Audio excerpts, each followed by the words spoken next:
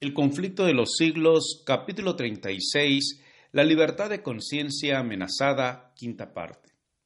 A pesar de esto, la falta de autoridad bíblica en favor de la observancia del domingo no originaba pocas dificultades. El pueblo ponía en tela de juicio el derecho de sus maestros para echar a un lado la declaración positiva de Jehová. El séptimo día, sábado, es del Señor tu Dios. A fin de honrar el día del sol, se necesitaban otros expedientes para suplir la falta de testimonios bíblicos. Un celoso defensor del domingo que visitó a fines del siglo XII las iglesias de Inglaterra encontró resistencia por parte de testigos fieles de la verdad. Sus esfuerzos resultaron tan inútiles que abandonó el país por algún tiempo en busca de medios que le permitiesen apoyar sus enseñanzas. Cuando regresó, la falta había sido suplida y entonces tuvo mayor éxito. Había traído consigo un rollo que representaba como del Dios mismo y que tenía el mandamiento que necesitaba para la observancia del domingo. Con terribles amenazas para aterrar a los desobedientes, se afirmaba que ese precioso documento, fraude tan vil como la institución misma que pertenecía a afianzar, había caído del cielo y había sido encontrado en Jerusalén sobre el altar de San Simeón en el Gólgota. Pero en realidad, de donde procedía era del Palacio Pontifical de Roma.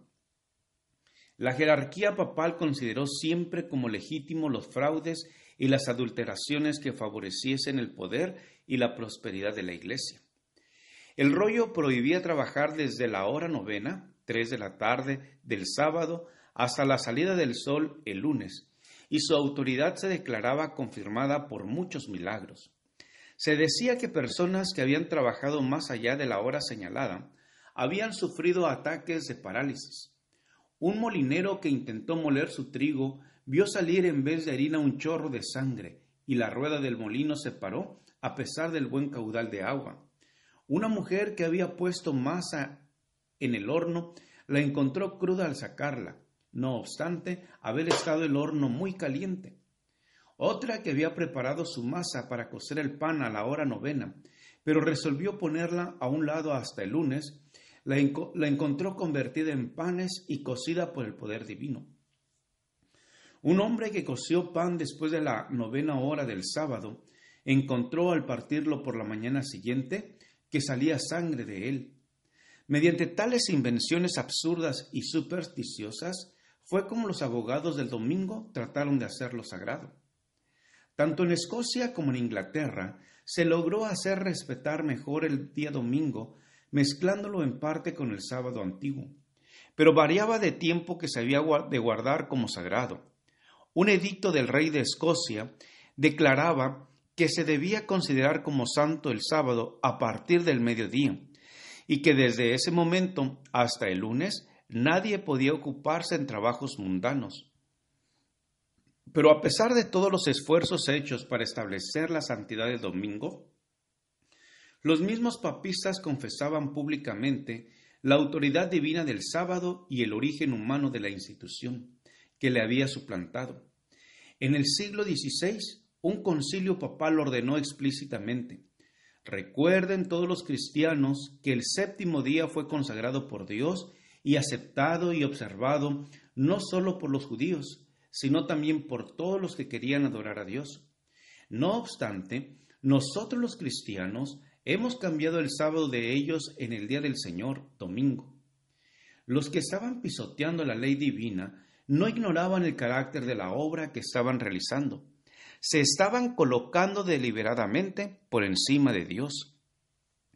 Un ejemplo sorprendente de la política de Roma contra los que no concuerdan con ella se encuentra en la larga y sangrienta persecución de los valdenses, algunos de los cuales observaban el sábado. Otros sufrieron de forma parecida con su fidelidad al cuarto mandamiento. La historia de las iglesias de Etiopía o Abisinia es especialmente significativa. En medio de las tinieblas de la Edad Media, se perdió de vista a los cristianos del África Central, quienes, olvidados del mundo, gozaron de plena libertad en el ejercicio de su fe. Pero al fin, Roma descubrió su existencia y el emperador de Abisinia fue pronto inducido a reconocer al Papa como vicario de Cristo. Esto fue principio de otras concesiones. Se proclamó un edicto que prohibía la observancia del sábado bajo las penas más severas. Pero la tiranía papal se convirtió luego en yugo tan amargo que los abisinios resolvieron sacudirlo. Después de una lucha terrible, los romanistas fueron expulsados de Abisinia y la antigua fe fue restablecida. Las iglesias se regocijaron en su libertad y no olvidaron jamás la lección que habían aprendido respecto al engaño, al fanatismo y al poder despótico de Roma.